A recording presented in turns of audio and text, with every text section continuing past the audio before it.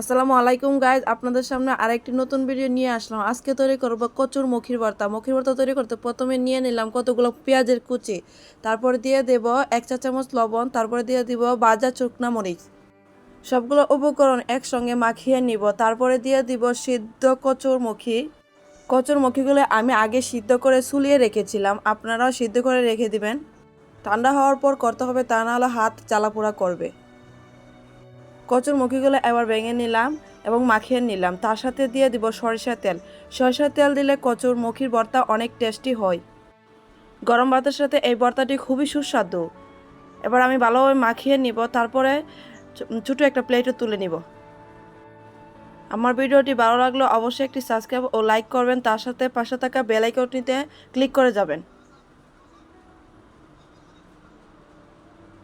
দেখতে পাচ্ছেন ভর্তাটি কত সুন্দর হয়েছে।